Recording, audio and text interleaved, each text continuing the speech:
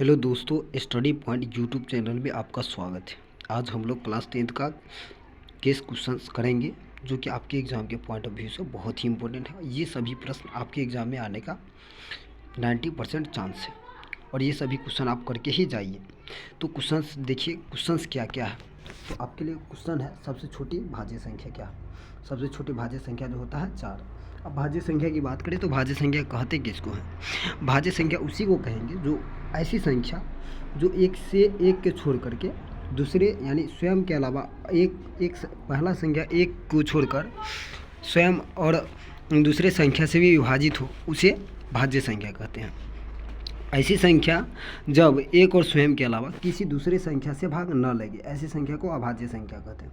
और सबसे छोटी अभाज्य संख्या होता है 2, सबसे छोटी सम संख्या होता है 2 और सबसे छोटी विषम संख्या होता है 1।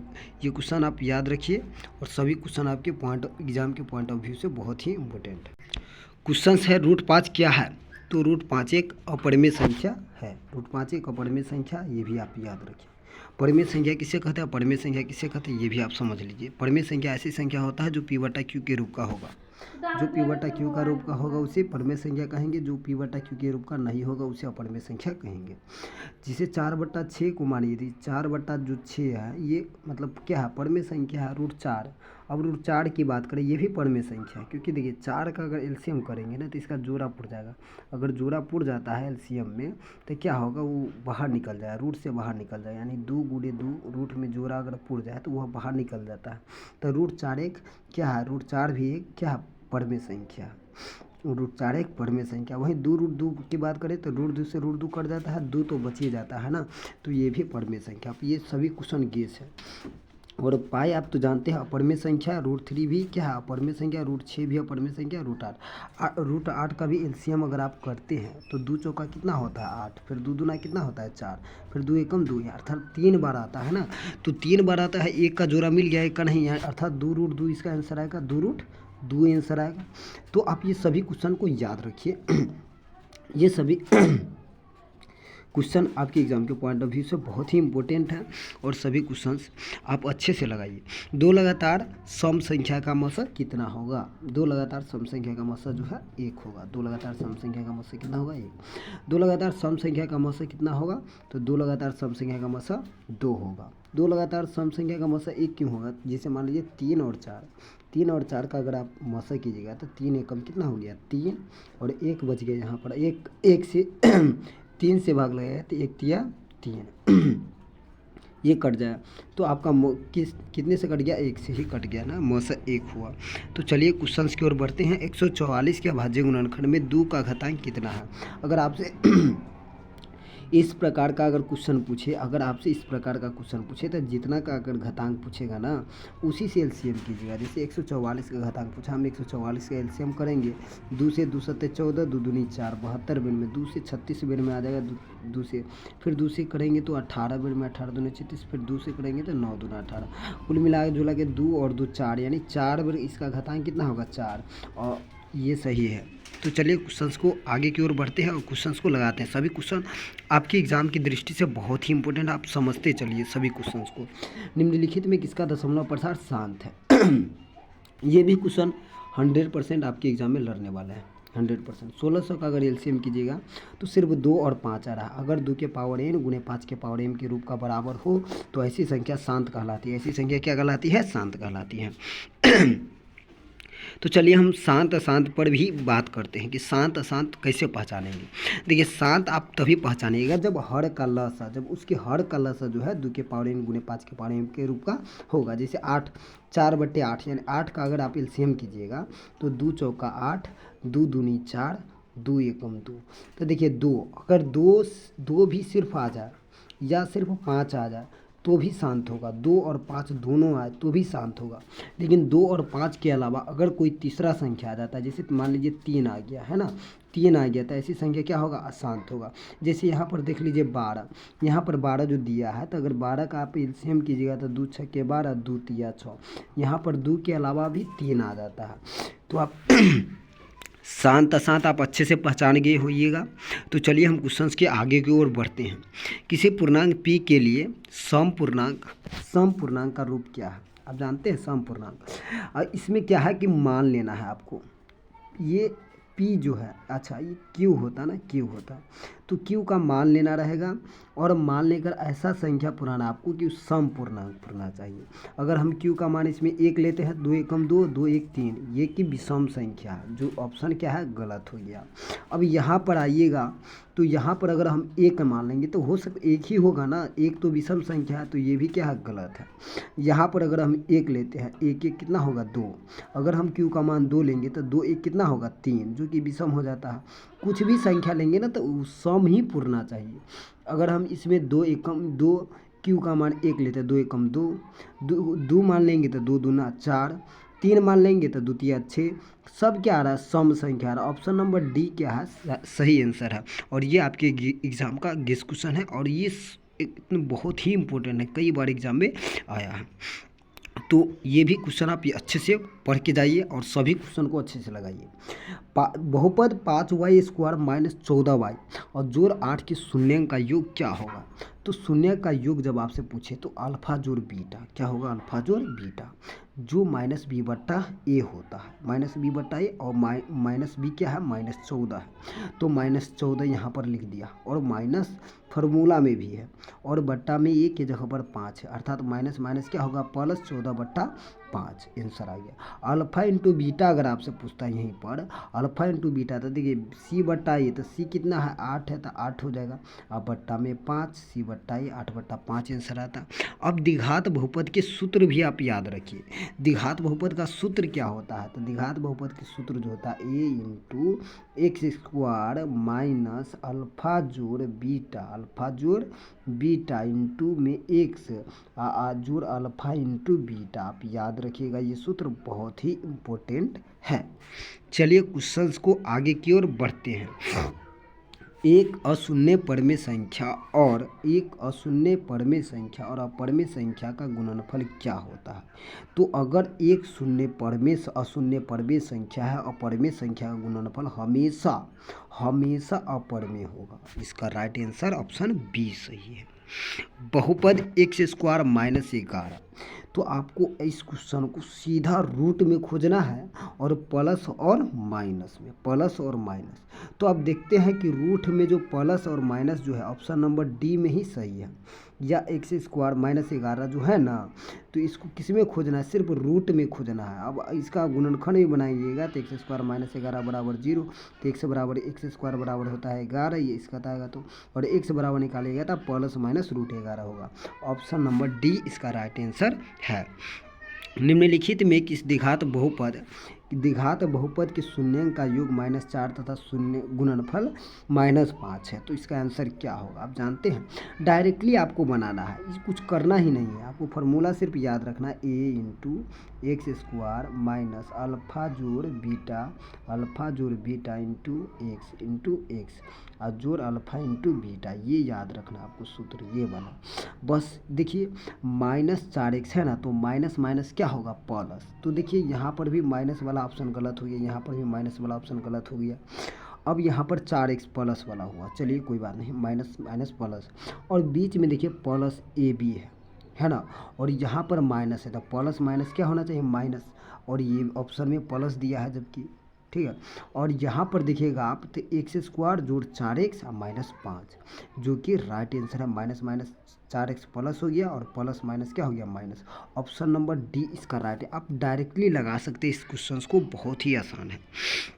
यदि बहुपद x² माइनस kx जोड़ 8 के शून्यांक का योग 6 है, तो k का मान क्या होगा। शून्यांक के योग कहने का मतलब हुआ आपको कि अल्फा जोड़ बीटा, अगर अल्फा जोड़ बीटा बराबर 6 है तो बताइए कि शून्यांक का योग। अल्फा जोड़ बीटा क्या होता है, तो -b/a, तब -b की जगह पर क्या होगा -k, तो -b, और इसमें फार्मूला में भी माइनस है, तो -k और बट्टा में b/a की जगह पर क्या है x है, तो 1 लिख देंगे, बट्टा में बराबर में क्या होगा 6, कोना कानी क्या होता है गुना, तो यानी 6 कम 6 और माइनस माइनस प्लस के बराबर में 6, अर्थात ऑप्शन नंबर डी इसका राइट आंसर होगा। चलिए क्वेश्चंस के आगे की ओर लगाते हैं, बहुत ही आसान क्वेश्चन है, आप बहुत अच्छे से लगाइए।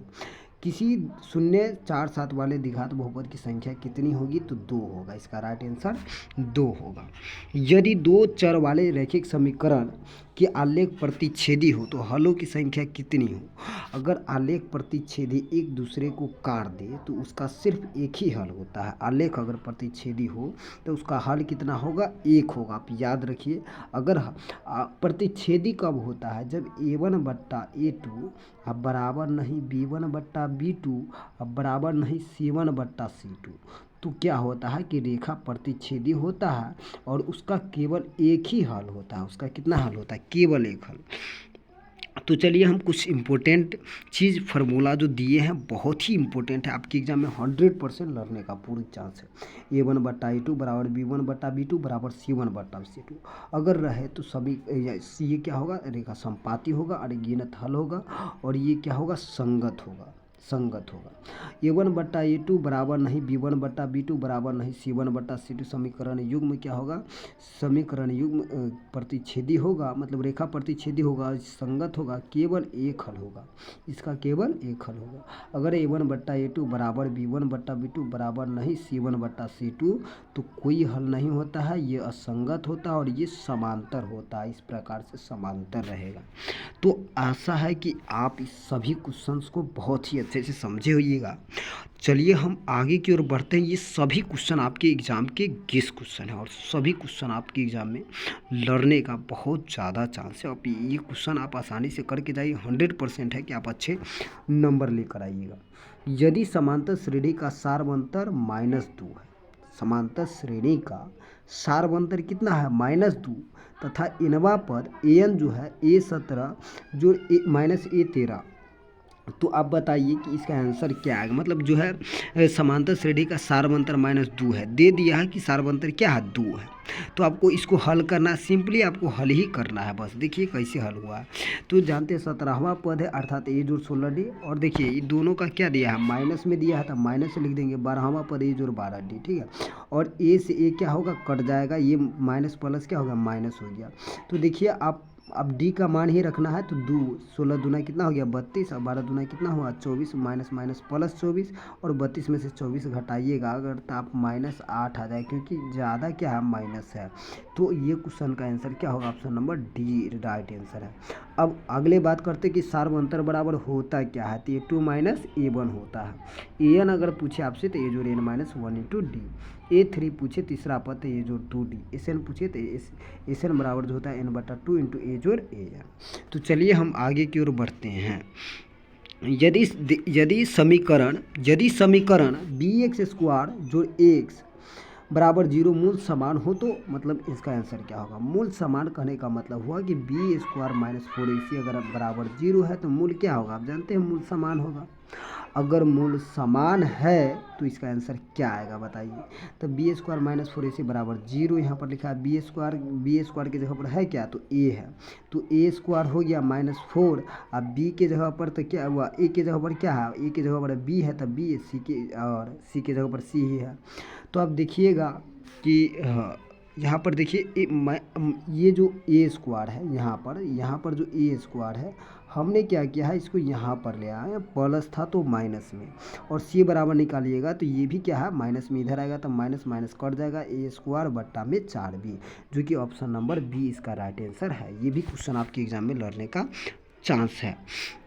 समांतर श्रेणी 5 8 11 14 का 12वां पद क्या है बताइए। 12वां पद कह रहा है, बहुत ही आसानी क्वेश्चन है, बहुत आसान से बनाएगा। देखिए सबसे पहले आपको डी निकालना है। डी कैसे निकालिएगा, तो देखिए 5 कितना बढ़ गया 8, ऐसे भी निकाल सकते हैं कि 3 3 बढ़ रहा है, 8 में से 5 घटा दीजिए, 2 - a1 होता है, ये आ गया 3, ये आ गया कितना 3। आपको निकालना है 12वां पद। 12वां पद जो होता है, 12वां पद बराबर जो होता है a जोड़ 11d, a जोड़ 11d, a जोड़ 11, a कितना है 5 जोड़ 11 गुने और d का मान जो है, d का वैल्यू कितना है, तो d का वैल्यू आप अभी ये निकालने हैं कि 3 है, 11 तिया 33 और 5 कितना हो गया, जोड़ लीजिए 38। इसका right answer option number B इसका राइट आंसर है। तो चलिए क्वेश्चन की ओर बढ़ते हैं। डी बराबर क्या होता है, तो डी बराबर A2 माइनस A1 होता है। ए 1 से लेकर 100 संख्या का योग क्या होगा, 50 50, 100 का आधा कीजिए 50, फिर उसी को लिख दीजिए 2 बार, अगर ऐसे पूछेगा तो। एन बराबर क्या होता है, ए जोड़ N minus 1 into two. S N बराबर क्या होता है, एन बटा 2 इंटू 2 ए जोड़ एन माइनस 1 इंटू डी। ये सभी फार्मूला आपके एग्जाम के लिए बहुत ही रामबाण साबित होगा, और आप ये सभी फार्मूलों को याद करके ही जाइए, याद करके ही जाइए। ये सभी फार्मूला आप क्या करके जाइए, याद करके जाइए, और ये सभी फार्मूला आप याद करके ही जाइए। तो क्वेश्चंस की ओर बढ़ते हैं और क्वेश्चंस को लगाते हैं। यहाँ पर हमने बता दिया 1 से 100 तक संख्या का योग, ये सब बताए हैं अभी। y अक्ष का समीकरण क्या होगा, y अक्ष का अगर समीकरण है ना तो x बराबर 0 होगा, x बराबर 0, और x बराबर क्या हो जाएगा 0, इसका राइट आंसर। अब यहाँ पर समझिए, हमने एक चित्र बना दिया है, यहाँ पर है x और यहाँ पर आप जानते हैं x माइनस होगा, y है y माइनस होगा, ठीक है। तो प्लस और प्लस किस पाद में आता है, प्रथम में, माइनस और प्लस किस पाद में आता है, दूसरा में, और माइनस माइनस तीसरा में, और प्लस माइनस चौथा। एक अक्ष को क्या कहते हैं, भुज कहते हैं, वाई अक्ष को कोटि कहते हैं, याद रखिएगा, एक अक्ष को भुज और वाई अक्ष को कोटि। मूल बिंदु का निर्देशांक 0 और 0 होता है।